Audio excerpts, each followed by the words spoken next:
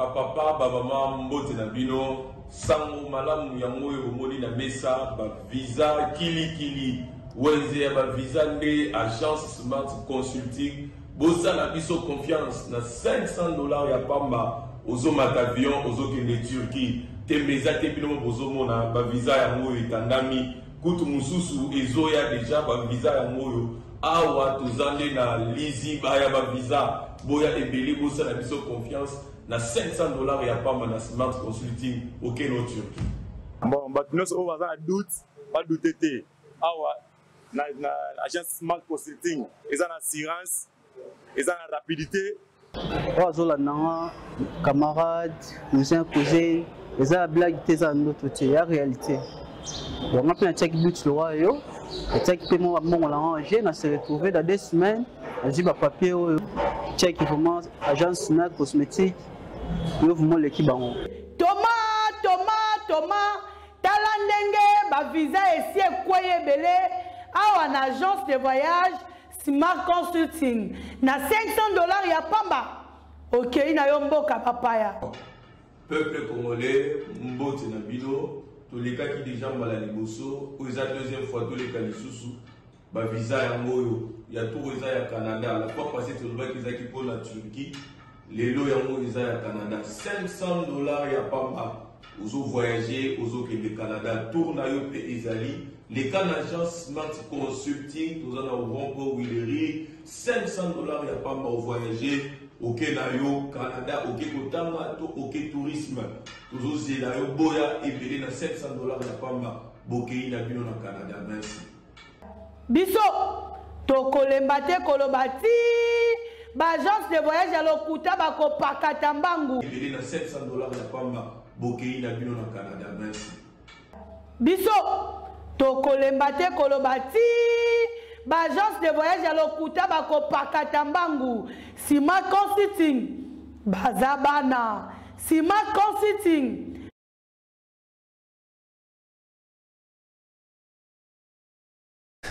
Merci Mbote, Nabino Nyos Sikabozali, Congolais de ce côté, Congolais de père de mère, on va de sur la République démocratique du Congo comme seconde patrie, Topesi Bango Mbote.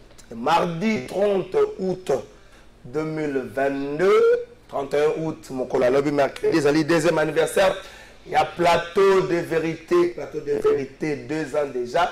Atako bandeko moko bazo continuer ko yebisa biso mikonyo so to ko bambambati kulut nango zo yebisa na ko bambambati na pesio mbote ba yebisa message ya ko yebisa na ko bambambati nde ba pantalon na lati siko bango bato basombela ke ngai bazo yebisa na bazo yebisa yo ya ko yebisa na ko bambambati zo yebisa ngape kulutu ba pantalon na lati siko yo na bato ande bosombela ke ngai to ndenge nini na yebite ma au moins lobby plateau de vérité et ko zala na 2 ko kisa 2 ans. Faites tout ça là yangote. Par exemple, l'invité là va vendre na table na ngamu kola leo. Asa na capacité ko somba champagne, et si ko champagne la cher na Kinshasa. Ako somba ngo na ndenge na ye. Mais bato batala kabiso na bandako. Batala kabiso te poto simbeli bango fimbu. Te. To tie bango to braquer bango arme te. Bato so otalo na ba réseau na sombela bango connexion internet te. Bato batala kabiso po bango nde balina kabiso koleka. À un certain moment to la vérité. Si photo ça fait timoko ya muke bato bali abamela to ko sala yango. Mais na suka wana éducation nanga na logique nanga na omwana na sala lokote nini to ko sala lobi moi passe moi mbonga passe to kana o mbonga muke oyo bato bele batiaka maboko na simate to okende to kabola na bandeko bazaki par exemple te rentrer za mokolo alendi so to pesi bakaya te na ba ofeli na mibale misato to sala lisumu so to pesi moi sikre moi loso moi le na quelques hôpitaux to sala lisumu yango nde loko to ko sala lobi vidéo ko tika la ko mona te mutu mo tazela vidéo ya ndenge tozo kabola biloko ekoya nango te nazo appeler bino lobi na kotanga kulutu moka journaliste azo yebisanga na ko bambambati na kotanga ye po ye ndasombela kabiso ba pantalon lobi na kotanga yebisanga na ko bambambati mardi ya lelo 30 août 2022 ni to kolobela to ko baleka mbakulu na ville province ya Kinshasa lobi na commissariat provincial ya ville province ya Kinshasa général Sylvano Kasongolongo na ba équipe na Mobimba balakisaki bandekoyo akangi ndeko ya bakuluna plus de 600 kuluna plus de 690 kuluna je vois 697 kuluna balakisaki mokola le bao bakangami police atalisaki pe passe na ye na problème ya ba moyen police ça na difficulté ya ba moyen bakuluna oui ba police osala musa mais police ça difficulté ya ba moyen police alakisaki plus de 70 baffles bakangi baffles ezala église ezala ya bar bandeko le bobengaka ngai awa biso makelele tozolala te bobenga police bosepele na commune na bino bobenga police général Sibanoka songa koya na baelema akotinda baelema ne bakanga baffles nga moko lobi amona baba Mobutu na bar moko babengaka Airways bakangi baffles à 23h passé, la police est contre un jeep et kangi babaf. Donc, tu as sabino élément wana to be solo environnement politique de la République démocratique du Congo Bunagana 89e jour na maboko ya ba 123 stratégie nini imagine ton salon de là ba déclaration donc 3 mois Bunagana na maboko ya ba 123 Jean-Pierre Bemba za continuer séjour na ye na Grand Équateur. Jean-Pierre Bemba, est-ce que Jean-Pierre Bemba zali un bon élève? Il y a le président Félix Tshisekedi ou encore Azali un bon collaborateur. Jean-Pierre Bemba, un bon élève ou un bon collaborateur.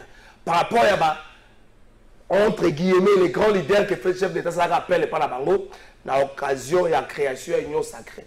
La bango union soit Jean-Pierre Bemba, un bon élève ou un bon collaborateur. Toko belango na émission na biso ya moko ya lelo toko zanga pété, kobeta lisolo ya musala IGF. Na démarche à Congolais, nous avons dit sala de Kojano le peuple par exemple, Azako Senga ba auditer IGF. Est-ce que IGF a ça moto ateka kanguba batala kaina monokote na ebité. Bazako Senga ba auditer IGF. IGF ba auditer on ateka kanguba batala kaina monokote. Ay mo ngube ko na monokote mais ça nguba ko pola. Amona ko na sana za ko pola na longola tena monoko. Est-ce que ça même logique IGF? Rubrique moko ba beza ko zo sala ba passi.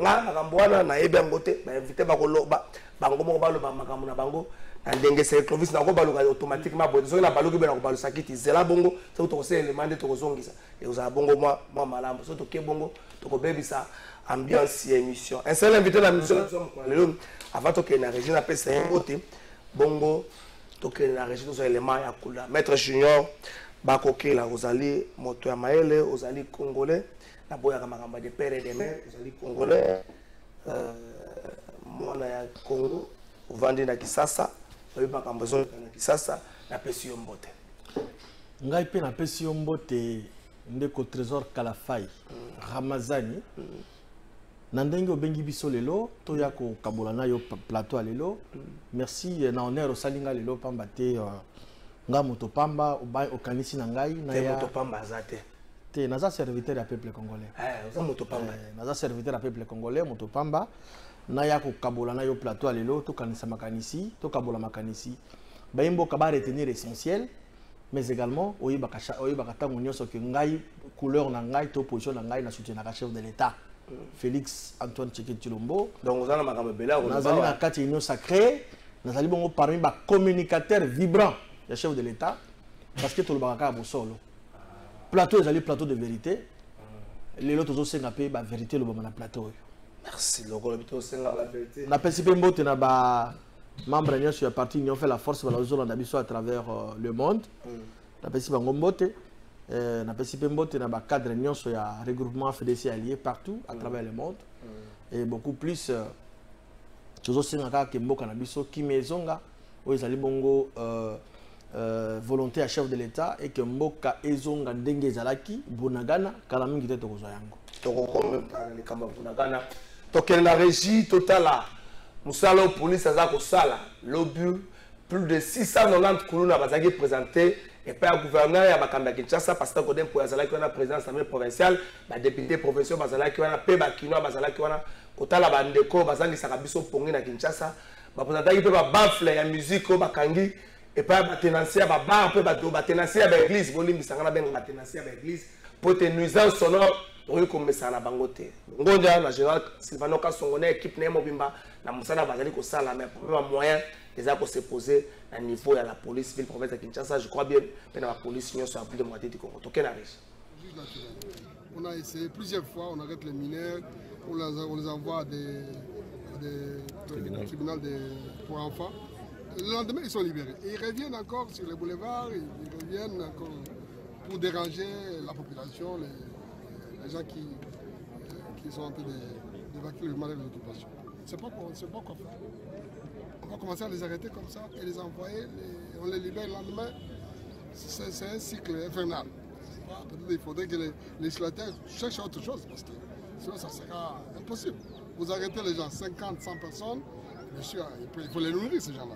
Il faut les loger, les nourrir, et après vous les envoyez le lendemain, ils sont libérés.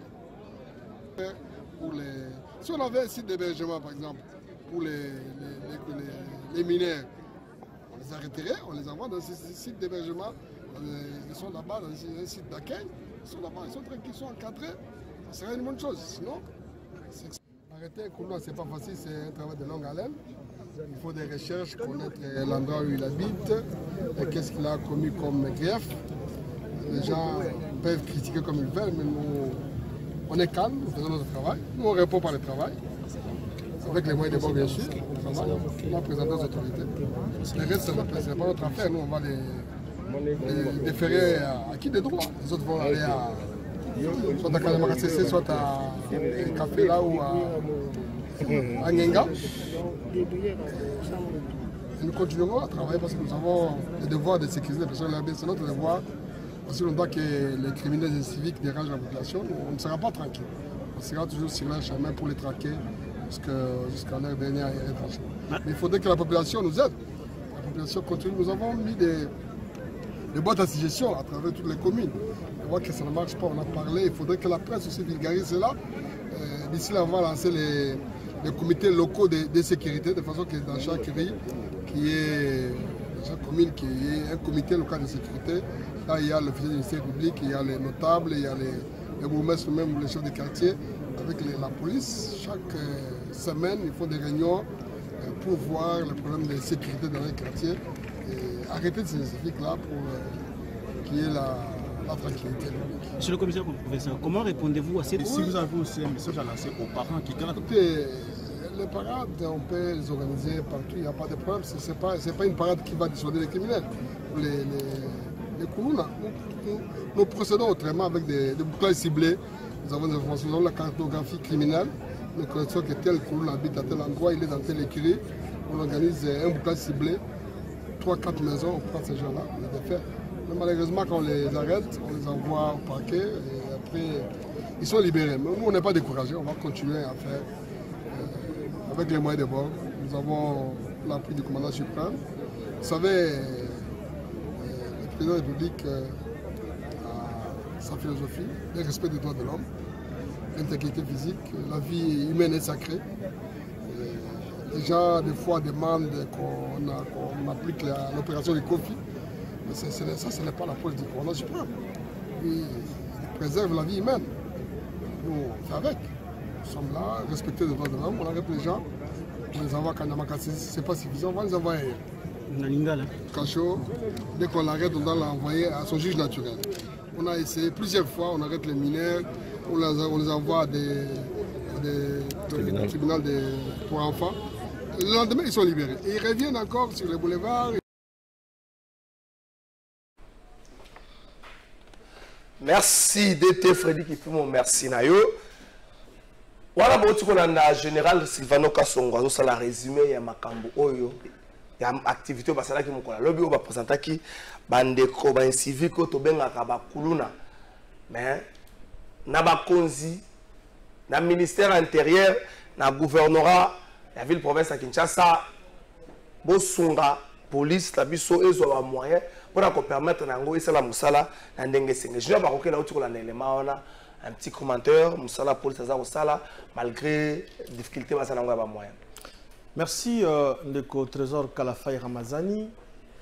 Je l'ai toujours dit dans le plateau Nayom Mbalaïke, Mbalaïbele, et que volonté, il y a qu'à éradiquer totalement au Babengi mouvement Koulouna na Kinshasa, et Zali dans le chef, il y a commandement ville, il y a la police, ville province à Kinshasa. Là, je vois le général Sylvano Kassongo. Volonté Zali. Mais quelque part, Bazali bité dans les moyens logistiques. Ça, c'est vouloir une chose et son contraire. Tolingi qui est Koulouna ici dans la Kinshasa. Mais, gouvernement provincial, parce que commandement ville, il peut qui ne peut dépendre d'un hôtel de ville. Bazali Kotia a moyen logistique pour permettre na Général Sylvano Kassongo ba troupe naie ba éradiquer totalement Kuluna. C'est une contradiction. Félicitations au général Sylvano Kassongo. Oyo Moussala ezomonana malgré ba moyen logistique exacté ba bosana ye na hôtel de ville. Moussala ezomonana. Volonté ezali pona ko éradiquer totalement ba Kuluna basila. Toti Kolanda ngalo kola yo na balandi bazolanda biso. Mbalobi quelque part phénomène Kuluna zappé va retomber la politique surtout en termes de diversité à la parti politique multiplicité à la parti politique tant que bato le base suka na ngwana tango soko tali bato ba benga mingi tango bazo ba base bato bazo ya wana o mituni o soko longo la lumière au tie moli la papier.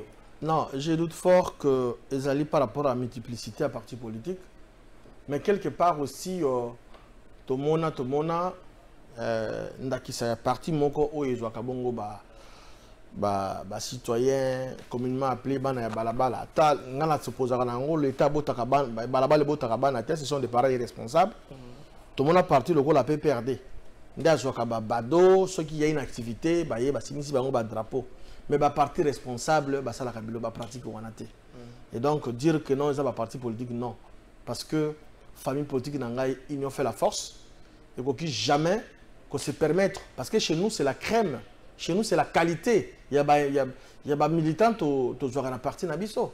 Même si l'État peut avoir bana yango to yuko sudo la bangote là nazo féliciter en passant un député national. Ouais, ça dit qu'on s'impliquer na ko éradiquer totalement ko encadrement ba kuluna. Jean-Marie Lukulasi. Oui, Jean-Marie Lukulasi s'il te plaît. Je tourna. Il m'a retombé à Moussala Nezanine. La retombée à Moussala nae na komi ko banga ko tuna makamba kinshasa omona ka mutu mebisika na ko bamba mbati ba retombée à Moussala Nezanine. Kulutu Jean-Marie Lukulasi ayebi ngaite nga na yebi epamba te tozana regroupement moko AFDC allié. Mais il fait un bon travail. OK. Faut te féliciter. OK. Courage à lui à encadrer bakuluna. OK. Les outils na bango ba comme utile na société lokola ndeko général Kassongo Kabwik azo sala pe kuna na kanya makasese lelo yo Jean-Marie Lukulasi na yepo na lobela été parce que je ne suis même pas son porte-parole même pas ya parti na ye mais nyoma tozo la ndanga na ba itando eke ala ko sala encadrement récupération ya bakulu na bazongo ba comme utile na société voilà un peu de kokalafai tozo senga na gouvernement provincial batia ba moyens nécessaires na commandement ville pour que général Sylvano Kassongo na ba troupe na ye ba zo moyen ya ko pénétrer to la ba image moko la semaine dernière quand même qui va moins logistique exactement mais ça ko kita partout akita kina makala pour na ko éradiquer totalement pour na ko kanga bakuluna et puis azalaki na ba sentimenté il s'est fait à se permettre ben la population bayaki na terrain moko bien déterminé ko senga ko bata la population va juger parce que véritablement bato basala ka sondage soit bato dénoncer la couleur de la population abimisi bango un à un ndeko kala faille tellement liboso est-ce que boyebi te ya kuluna allez bole kisai te ya kuluna te ba libérer sur le champ. Félicitations à général Sylvano Kassongo na accompagnement azo sala na pour la vision chef de l'état pour na ko éradiquer totalement zéro kuluna na ville province de Kinshasa. Tozo kende ko na région ka conseil wa pesi na ba jeune mais avant ça Jean-Pierre Bemba tolo banini un bon élève du chef de l'État ou un bon collaborateur par rapport à la à qui chef de l'État rappelle la création de l'Union sacrée. Jean-Pierre Bemba a la grande Équateur a s'est déployé pour non seulement la population à soutenir le chef de l'État mais ça misala ya tata mokonzi ekolo Félix Tshisekedi to benga na nakoloba Jean-Pierre Bemba Gombo c'est un bon partenaire. OK. Tata mokonzi mboka. Oyebi na epa na Kinshasa balobaka kwanga tikila bateke makambo TV tikila trésor kala fai te bazé belé to zebele ngala on ça n'engage que moi. Ah OK to zebele makambo TV tikila trésor kala fai pambate dans 2 ans oyo toujours ko salobi ba monter en puissance au sali c'est comme si on sala 10 ans na o flatteur ngala za ka flatteur te je suis sérieux et conscient de makambo nazoloba pour na ba plein boutique la Jean-Pierre Bemba. Wana Équateur na mabele na ye. Wana siko zongi na film pour le mungala la kasida wana Équateur na mabele. Amela on a commencé. Ezapoda te. Au moins le leadership ya Bemba ça ko démontrer te.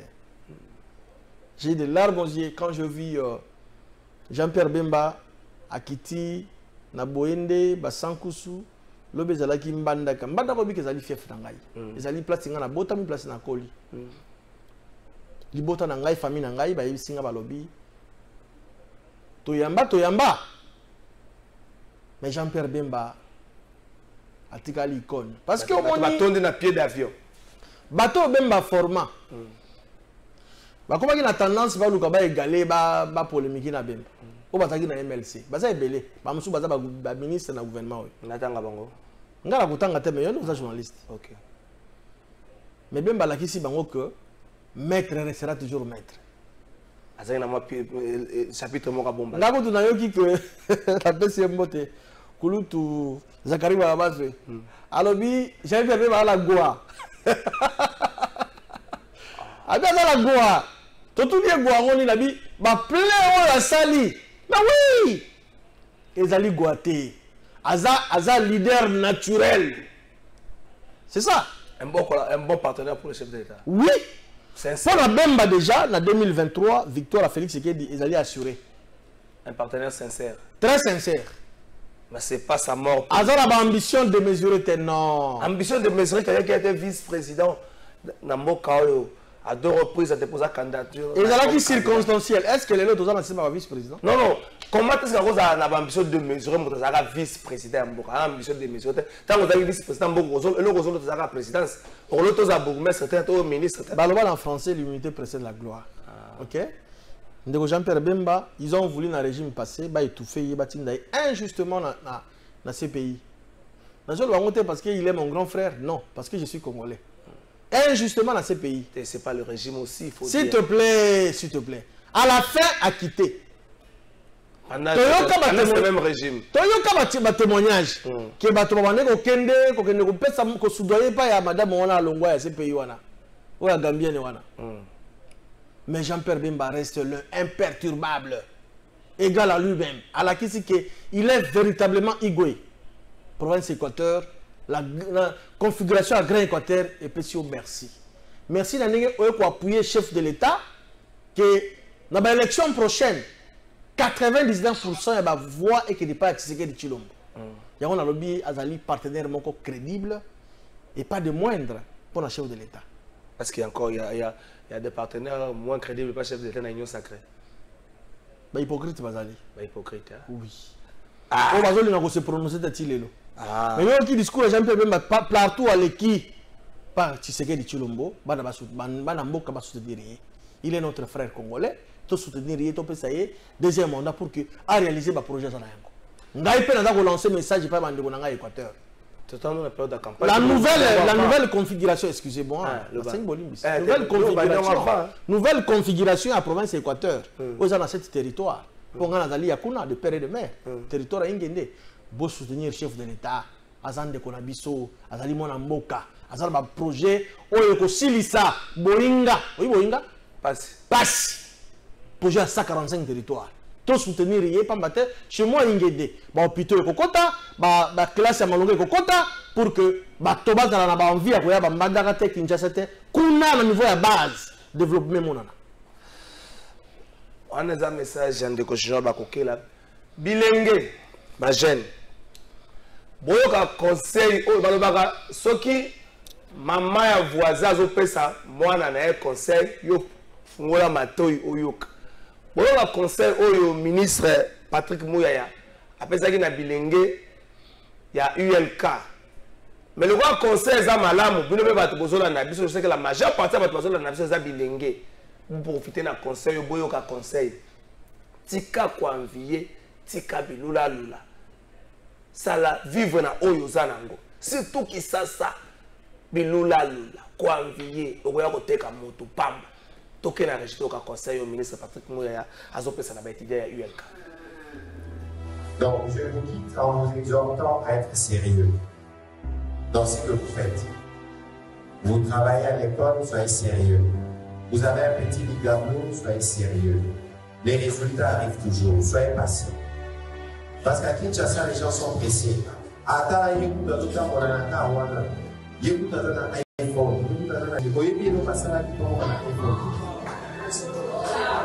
donc il faut vraiment, il faut être des hommes de foi. La foi, c'est, même si vous n'êtes pas chrétien, mais vous pouvez avoir la foi. Parce que la foi, c'est la capacité de croire à des choses que vous ne croyez pas. C'est la capacité à soulever des montagnes. Donc, l'occupez beaucoup, ma ministre. Demain, on peut aussi tenir des vies. Tout dépend de votre choix. Faites de bons choix. Merci.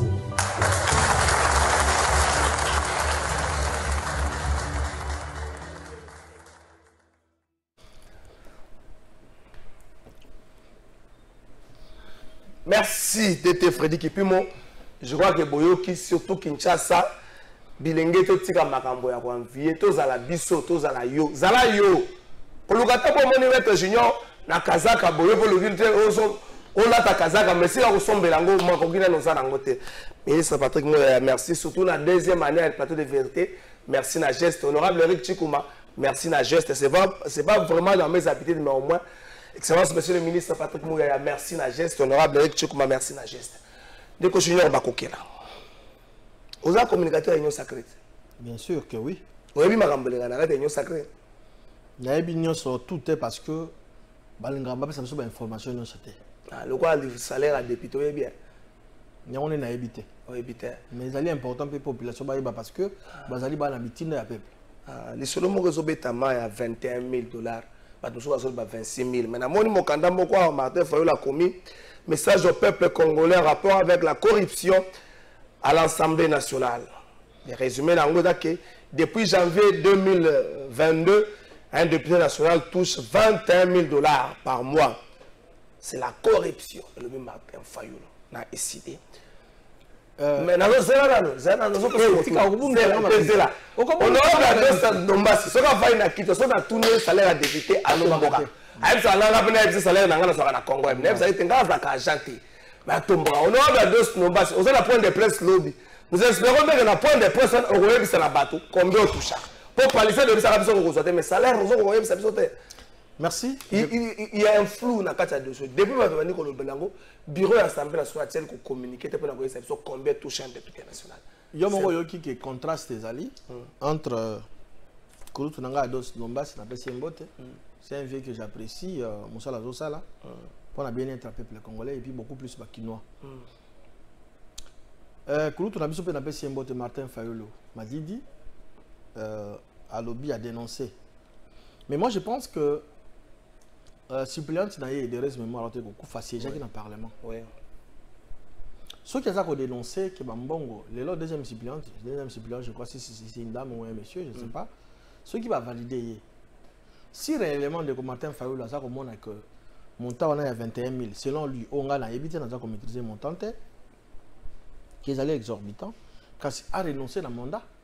Atika mo wana zonga pour que soit mais Fayulu obi ka sazo saka déjà mbongo na 2017 Fayulu la zonga mbongo tous en 2017 était tous en 2022 ate ya kabisot législature mosusu OK si l'estime que $21,000 wana zoloba ils allaient belé selon lui on a yebi montante on a kosenga na Kouloutou que mongo wana a déclaré tout haut que suppléant na yafanda mongo wana ekendaka va affecter un groupe bien-être du peuple congolais.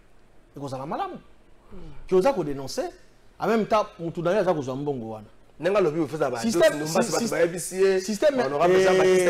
Il a un suppléant là-bas au Parlement. Alors, c'est simple. Comme suppléant na ABC. Aïe ça suppléant na que non, qu'on soit comme mbongo wana te. Ngai na ma ba recette na so na ba binya woni. Faden House, na manda ko pesa yo, aussi Japon na ko proposer ba loi. Mais bon on est qui n'a pas siégé à Zorani le footité. À Zorani le footité. C'est les invisibles. Non invisibles à Zorani parce qu'ils ont dans le parlement. À Zorani. C'est ça. C'est simple que ça. Qui est Kolobakaka, mais na kuzu, toyoka ki ba palissade. Ba to so bazwa. Te Ados Nomba ça soit palissade. Ados Nomba ça fa le terre. Ados Nomba ça ali député suppléant fa le terre. À part Ados Nomba c'est dans les cas le bien Zoati. On aura besoin de passer qu'il y a ici des pays de Goma soit palissade. Nga na zolo ici na Kouloutou na Martin Fayulu ba suppléant na ba zo par le santé. Ça le problème. Tout tika koko ça ba congolais. Mais au moins ça va discours populisme était populiste était. Au moins que bureau pe ensemble national bonga sembo la biso likambo. Toyeba au moins combien touche un député. Pour ça les sommations ba visible na ba bitinda bikotisa combien touche un député là. Ndeko trésor kala faille. Salaire est d'abord secret. Salaire à président français, tu es bien gros. Salaire à ministre congolais, secret. Simple, tu es bien gros. Le bulletin de paye que moi j'ai touché au FPI. Collègue Nangai a croyé battre. Et ça, strictement interdit, salaire, ils allaient publier devant tout le monde. Non, ils allaient rater. Mais bateau, l'État contribuable congolais, ils ont foutu. C'est normal. Tu as vu salaire en général, il y a un militaire. Tu es bien gros. On les a rabat supposition. Ce n'est pas. Supposition, tu es bien avec des attitudes. Soit les suppositions, tu as dit indiscrétion. Les indiscrets, moi, je ne pas. Maître Junior, na PST out. Tant que les foot mati, ministre Yemoko, Tony Mwamba, Yemoko a lobby que non, na Kinshasa, enseignant école primaire a touché à 411 000 francs congolais. Yemoko mo combien na bango muta lobby. Wala dans le cadre pour vulgariser récite à gratuité d'enseignement. Parce que Kala, ils allaient qui mutu na enseignant Kala wani ko toucher na ba enseignant kutu. Ba école conventionnée mais les écoles officielles wani ko zo ba 40 000 50 000. Les lois enseignants comme 410 000. Il faut tout ça, la population. Donc, on a la député, on a 7 000, 8 000. On a la position. On a comme 21 000. Tout ça, on a campagne. Mais vous allez Madame Mouto, il va salaire à député. Pour la ministre, il y a vacances parlementaires. Il faut que député qui est dans la base de Bango.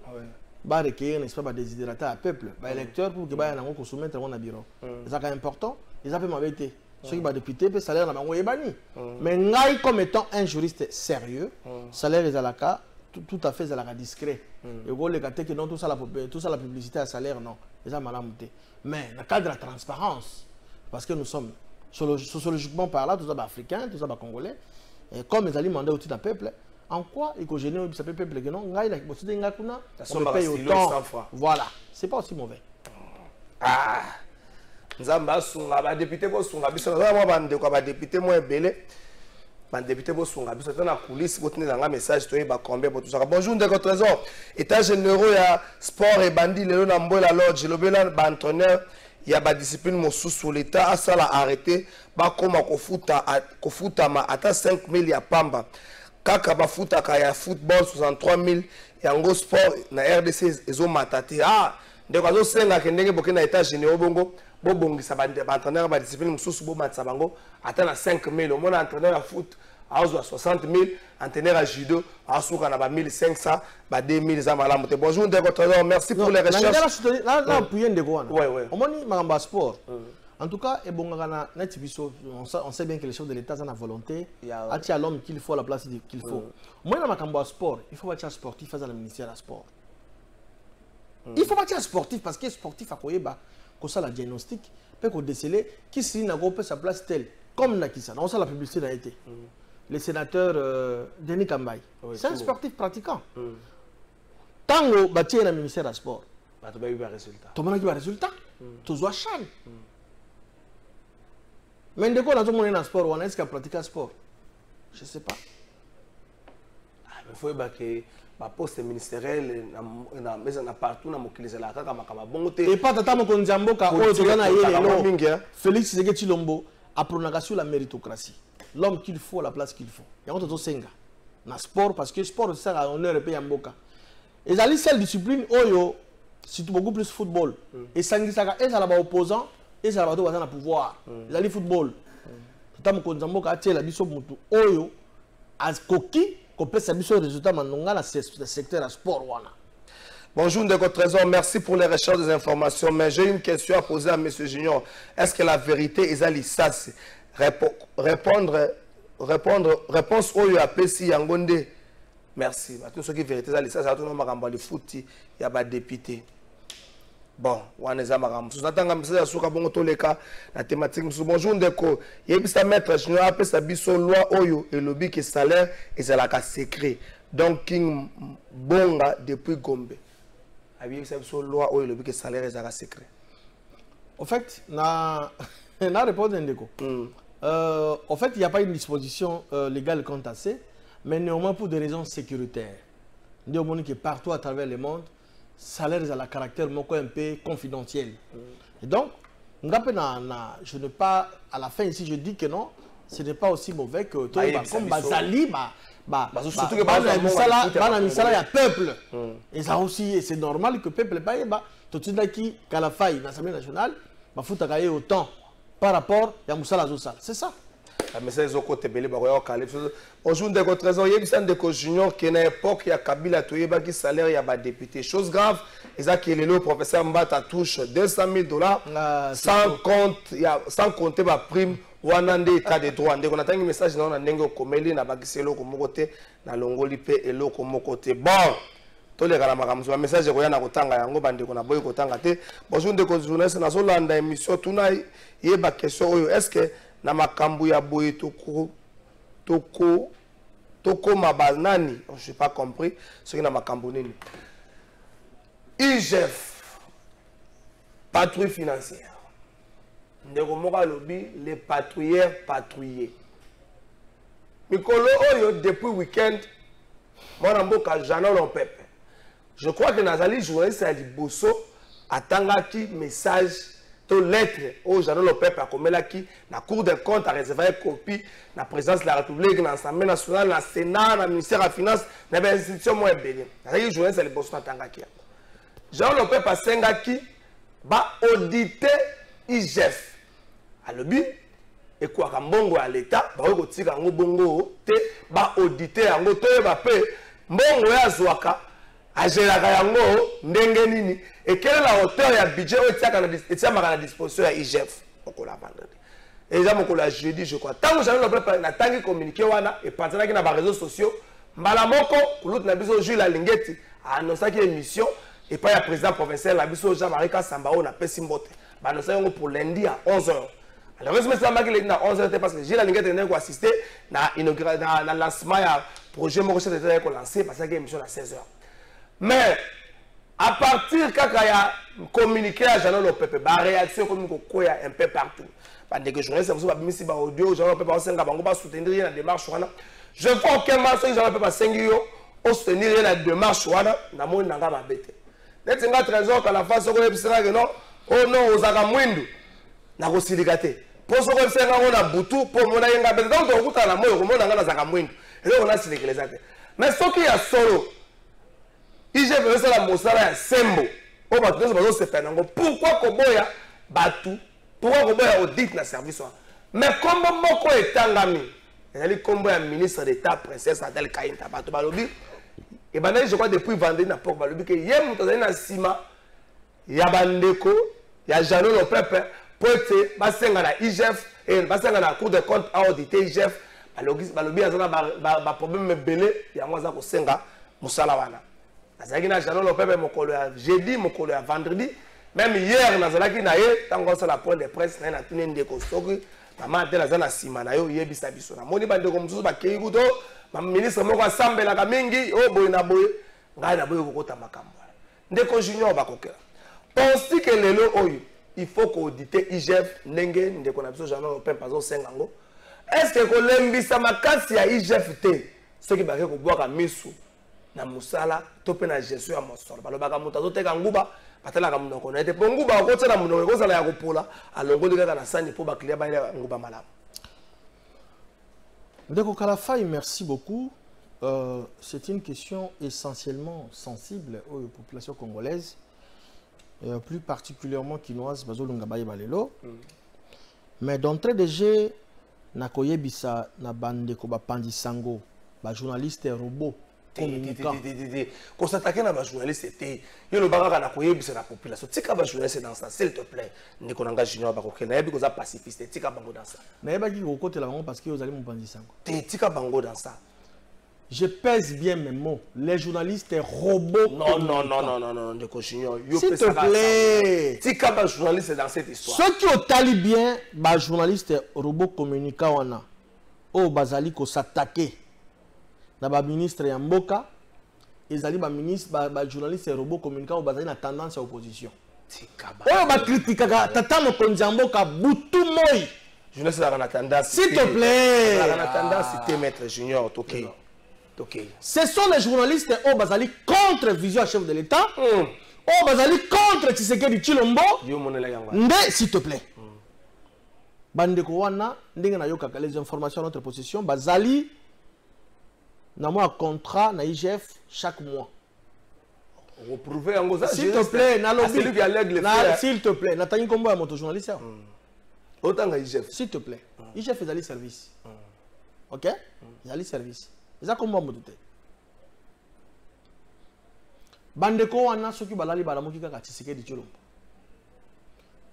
Balamuka balamuka Tshisekedi Tshilombo. Mais na sima bakendaka na IGF, bazimo moi ba pekunia pour publier, critiquer le régime. C'est une contradiction. Et ça, le quoi là, Olingi maki à Soso, mais Olingi Sosote. Soso, ça manque l'aide. Et je faisais les services, dans le cas, il y a présidence, président de la République, présidence. Ils ont soutenu l'IGF, mais président, ils ont critiqué. C'est une contradiction. L'inspecteur suprême, c'est le chef de l'État. Bon, justement, instrument, mais c'est lui, l'inspecteur suprême. Quand critiquer Tongo, me dit pourquoi Tolingi va comportement ici là. Pesasoni. Va critiquer. Pesasoni. Non, critique. Bazouaka, moi, ba subside na IGF. Mais na au grand jour, dans ma plateau, tu sais qu'il ne fait rien. Tu sais, non. Prochainement, nous allons va comme on a dit non. Je suis sérieux. La menace. La menace est tout. Il faut tous être rationnel. Rationnel dans tout ce que nous faisons. Jeannot Lempepe, c'est un jeune frère que je connais. C'est plus de 20 ans que je connais Jeannot.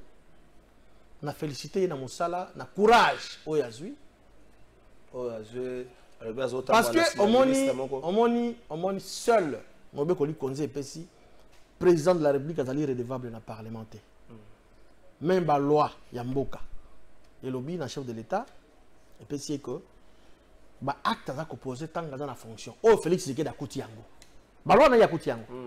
Les ambokandé c'est Mbokandé c'est Mobeko wana. Acte à composer pendant dans la fonction, avec Kozala et à se justifier quelque part. Mais ici, comme la question s'est posée madame concernant IGF. Nous avons personnalisé le débat. Nous avons d'une manière. On parle de service. Service à IGF. Tout d'abord, on a une ordonnance. On a une recherche. Non, on a d'abord trouvé ton maison. L'objet de la émission de IGF, c'est la chaîne de la place. La télé 50, pas président provincial. Soit qui interview Nangai. Mais interview, on va kati balobi. Moi, j'ai même allé au-delà. J'ai demandé à ce que l'IGF soit audité, mais elle est quittée. Parce que il y a une rétrocession, un pourcentage. Il faut l'auditer.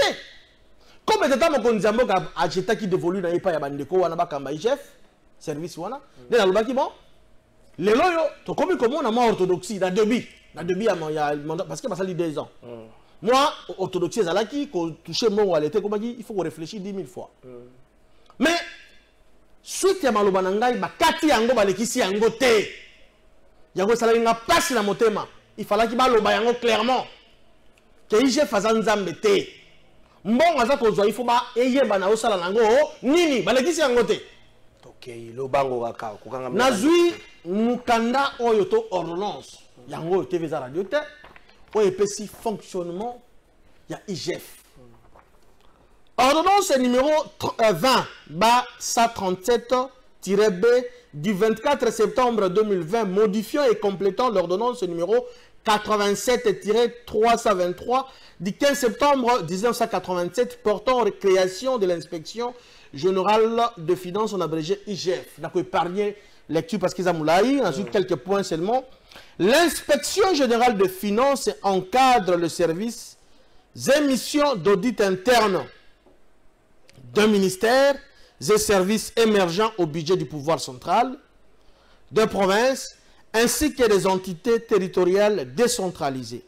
À ce titre, elle centralise les plans et rapports d'audit et veille à l'uniformisation des méthodes de travail.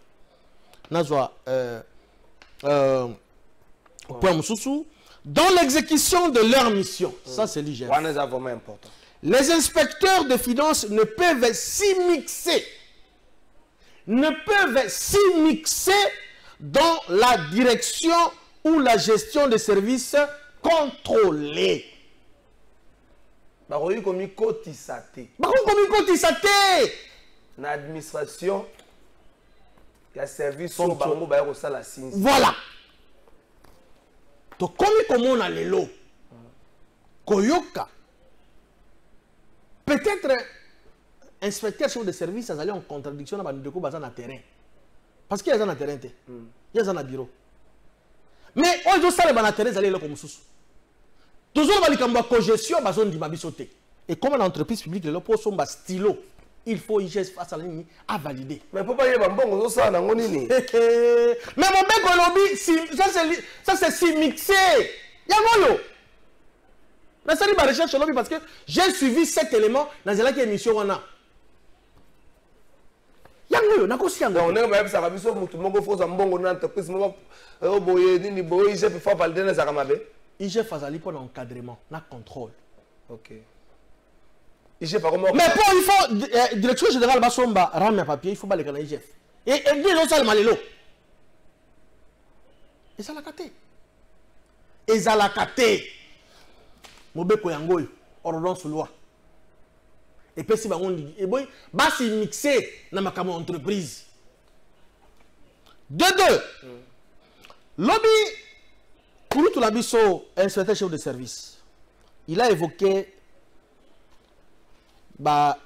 certaines lois, notamment la loi de finances, notamment l'article 121, oui. Dans l'article 140, il y a règlement général sur la comptabilité publique.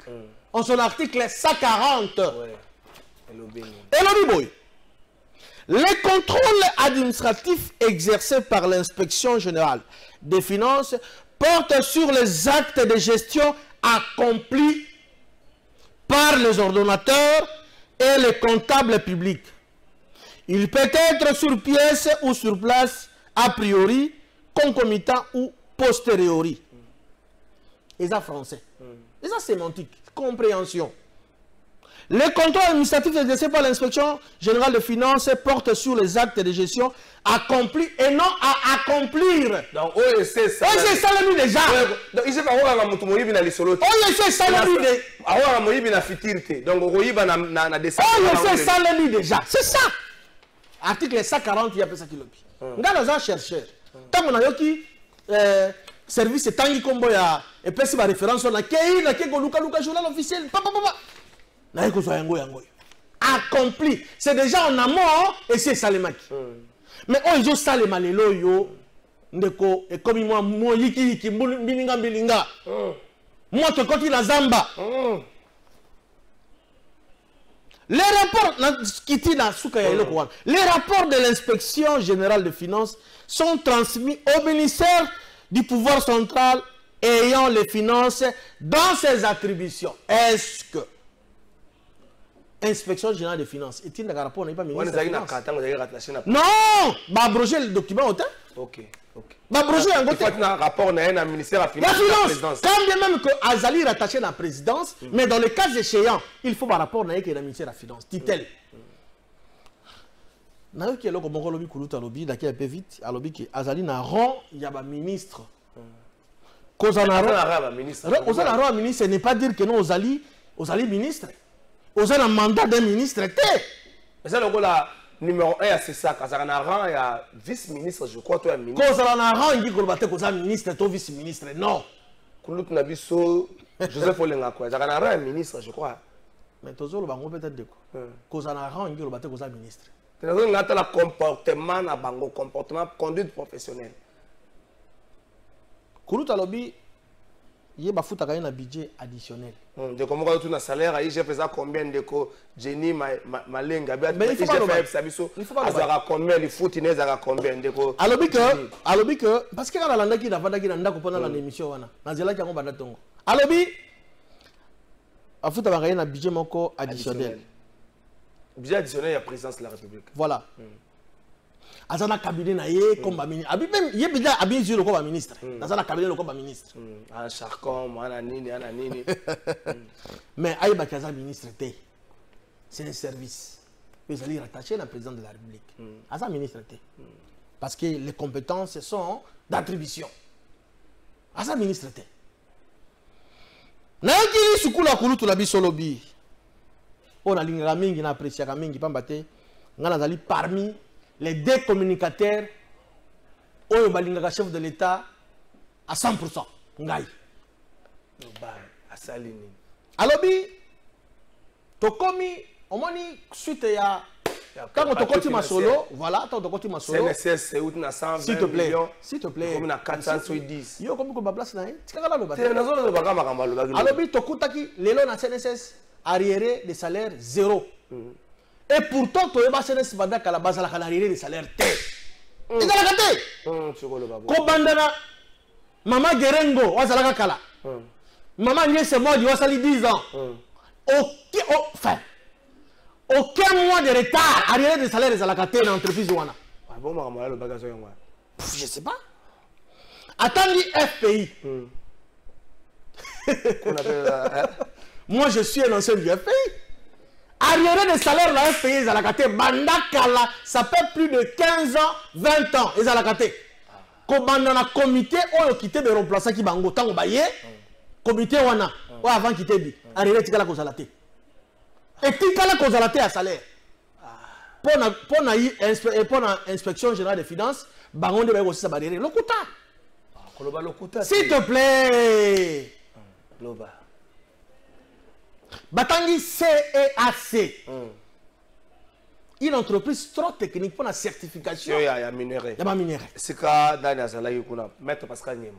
Tant que maître Pascal Niembo, il y a une recherche. Pascal Niemba kutaka barrière à 7 mois, a piré yango kala. D'ailleurs, tu vas faire un mois anticipatif. Je te dis moi. Ne sauve élément. Ah, nous avons Fidel Caméra, il a j'ai eu des larmes aux yeux hier, là. Parce que ton yébi fonctionnement dans l'entreprise, vous soyez. Et puis, ce qui est plus grave, Nayoki, IGF et lobby, na contrôle contrôle a priori hein a priori hein baza ko s'étaler beaucoup plus dans cas sociaux notamment salaire mais il faudra découvrir faire comprendre les populations comment résoudre les kanakati wana mais na CEAC à lobby recette basali historique bazu bonus na bonus wana l'état et kozwa ndambo entreprise ndambo IGF ndambo document ni ne peut si IGF ndambo wana et où tu wapi bon muto ça sinzila toi bongo bafuta bakapona yango te ils sont payés pour ça parce qu'il y a un cabinet tout ça pris en charge na budget additionnel bafuta bakapona yango te alors c'est ici l'occasion de rejoindre Jano Lompete comme bazwaka ba pourcentage ezambongo à l'état il faut ce que ça la retracer basala kana yango nini ye moko ndi alobi lobi ye moko alobi ngai na lobi si était alobi bango pe faut bazwa yango ko beli kite journaliste professionnel kulutu la pesi mbota alobi bango biso ba journaliste donc monoko lo donc mongo alete comment lokola ngumba donc monoko lo baka mingi sumuka mama nanga il sait ce qu'il a dit hier après ça biso document pesi bango pouvoir ya kozwa na bonisi wana bazwa quantité pour na bango oui ata soki document zali bazwa ka oui tango bazwa ka yango zali mongo l'état basala kana yango nini ezala kadenge nini quelle est la clé de répartition voilà on dit lobi tango kulutu professionnel journaliste atuni ezala combien alobi na kopesa montante tu connais je crois les en termes de pourcentage non les montants bonus sont déjà combien alobi na kopesa montante parce que ngaki même faire fâcher tata mokonzi mboka alobi bango bazali pona ko prioriser beaucoup plus contrôle a priori c'est-à-dire en amont pona ba mesure moko préventive OK pour que l'état pour que mbongo s'échappe te ba détourner mbongo te ba prioriser notamment ba cas sociaux salaire ba cas ya ba maladie na ba funéraire ya ba agent OK c'est-à-dire il a aussi parlé pour aussi ba recouvrer ba impôt aussi ba avantage on a ba agent ces impôts là ceux qui va recouvrer yango l'IGF azali na pourcentage ya ba impôt wana ya mibele la mingi voilà bango baza ko s'étaler ka pona eloko etali ba avantage bango na sima siko ba avantage wana bango bazwa ka ba impôt wana pourcentage bazwa ka basala kana yango ndini totika Tous les intellectuels, tous les gens qui réfléchir. Pour réfléchir vraiment de fond en comble.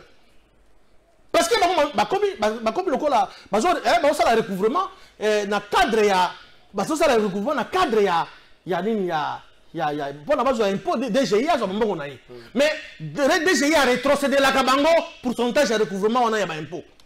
C'est comme moi, on a la salle à la rétrocession, cours de compte à auditer Bambongo Wada.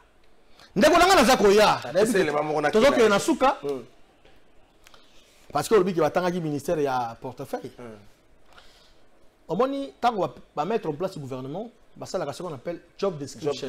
Il y a chaque ministère. Chaque ministère. Bon, ministère est à portefeuille. Azali d'abord, selon l'attribution, création et transformation des entreprises publiques, administration, gestion et rentabilisation du portefeuille de l'État, acquisition et gestion de participation de l'État dans les entreprises d'économie mixte, gestion des mandataires publics dans les entreprises du portefeuille de l'État, entreprises publiques transformées en sociétés commerciales et sociétés d'économie mixte, Yasuka, contrôle à travers les audits externes de la gestion des entreprises du portefeuille de l'État en collaboration avec le ministère ayant les finances dans ses attributions.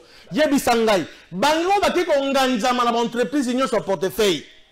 Tout établissement public. Contrôle le ministère de Gogo Sala. Non, c'est faux. Il faut fouillant. Écoutez, mon job description est précis. Ministre a ça la contrôle, contrôle externe.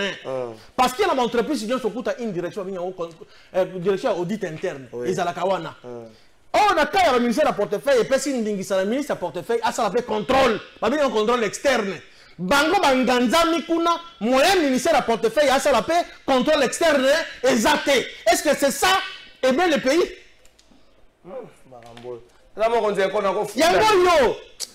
C'est ça aimer le pays. La contre-vérité, c'est là qui est belé. Monsieur le quoi, citoyen congolais averti, auto l'ingratisé de Tilombo. Tout est bimisango na botaou na bolele.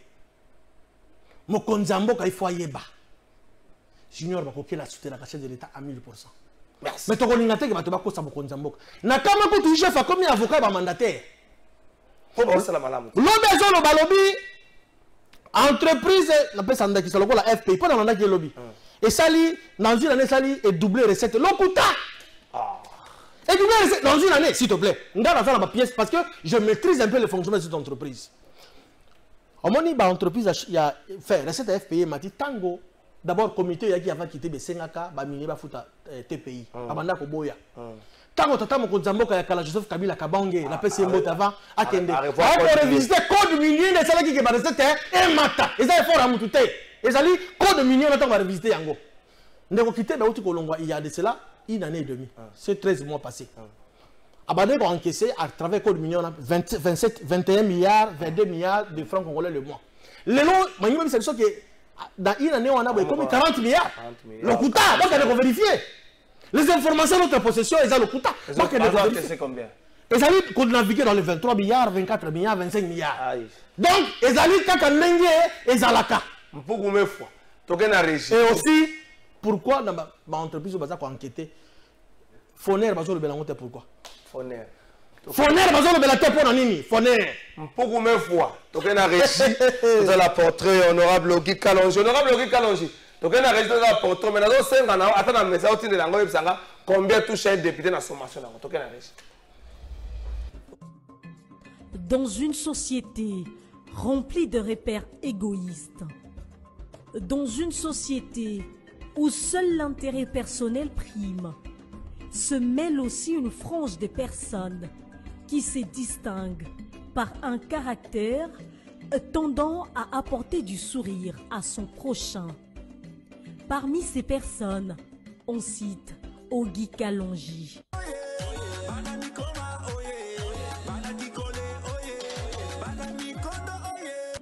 Du haut de son 1,84 m, cet homme a su se frayer un chemin là où plusieurs y ont laissé des plumes. Si les autres se sont adonnés à une politique tournée vers leur propre intérêt, Ogi Kalonji se tourne lui vers la population dont il se présente comme un simple intendant. Avec un cursus scolaire exemplaire, l'homme de la Terre jaune est licencié en gestion des entreprises. Ogi Kalonji est également ingénieur informaticien. Il a en outre une maîtrise en Microsoft Service Clientèle International. Dans un monde où la connaissance a gagné du terrain, Ogi Kalonji s'est saisi de certaines opportunités pour pousser ses études loin jusqu'à devenir aussi juriste en droit économique et social.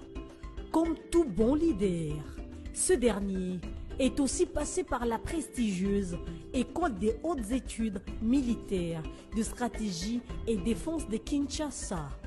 Si ce parcours est ainsi, cela se justifie par une vision que détient l'homme, celle de transformer la République démocratique du Congo sur tout le plan, surtout sur le plan social. Jeune et efficace, jeune et courageux, Ogi Kalonji marque déjà les esprits et s'est lancé dans la politique actuelle en 2018. Et c'est au sein de l'Alliance pour la transformation du Congo, ATIC, qu'il dépose ses valises afin de parfaire sa vision politique, axée bien évidemment sur la transformation du Congo démocratique. Ogi Kalonji est député national, élu de la circonscription électorale de la Tchangou, où il a gagné d'ailleurs le cœur de la population. Merci. Ah, IGF. Au moins, tu as un bon gestion de la famille, héritage, va contrôler la Congo. Si vous avez un bon gestion, vous ne contrôler. Il y a un moko, mais IGF, muto a se reprocher à l'eau, tu as un contrôle. Quand vous avez l'eau, na évité, bandeko, beau finger, ngati, tout ça, va contrôler. Si réellement l'IGF ne se reproche de rien, tu vas contrôler les maîtres de monsieur sur 10-30 secondes. Donc, on a par rapport à bonus, il y a le qui va se bonus, et aussi, il y a un impôt à recouvrir pour la DGI, à se rappeler rétrocession. Dans les autres 5 ans, la recette on a l'école entreprise, pour la relancer l'entreprise, est-ce que la pense à retirer la forme d'investissement? Exactement. Si vous avez entreprise telle, ça les grèces à boyer, faut pour l'argent, d'abord IGF a vu. Bon, pour la forme d'investissement, ils ont raté. Il y a d'autres choses déplorer, canard boité tourner dans boka mingi. Tango, recette comme comme mata, bon banza capé, le col a bien commis partout, binobo gérer mboka, to boité pour l'encadrement et mbo. Bon banza capé dans fonds d'investissement pour que l'entreprise va se maintenir. Et exemple là, c'est le conseil va sur transformateur, câble, tout. Il y a on va faire investissement. Et ce qu'on a dit le discours, on a dit des belles affaires, à tenir compte d'un côté. À tenir compte d'un côté. C'est-à-dire pour la banque, il faut l'entreprise on a écoufa. Bon, on a que par naïa bénéfice j'ai fait par mon sous et pas Jamba Kabola. Ce n'est pas ça l'état des droits, ce n'est pas ça le peuple d'abord au chef de l'état à prôner. Tata Mokonzamboka a répondu à ça Congo au effet Koufakala à travers ma signaux fort au Yaza prôner. Voilà un peu. Merci, nous avons fini dans 30 secondes. Et monsieur Sil, nous avons fini dans 30 secondes.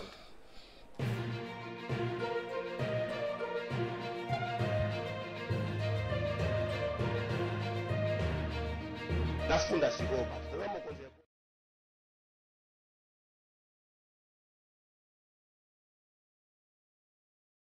Le mardi 30 août, Tata mon conseiller Kolo, peuple a confondé IGF.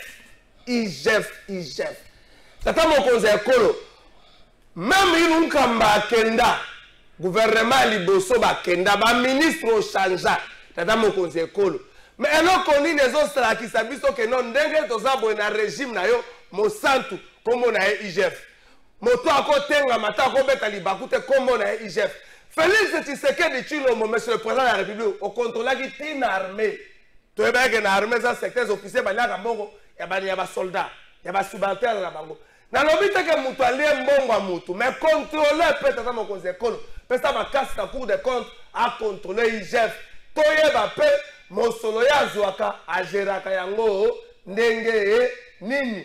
Tu es bien 3 mois, il y a contrôle la banque, il y a l'entreprise. Patuana bazobi kandenge nini tata mokonzi ekolo soko sali peuple a koyembela yo akoyembela ko kumisa yo peuple a ko kumisa azala posa ba contrôler pe na no IGF ndenge nini yeba nazo ya nguba to to ata na sanité ata na munoko soki to kutata to ata na sanité ko funda le sinwa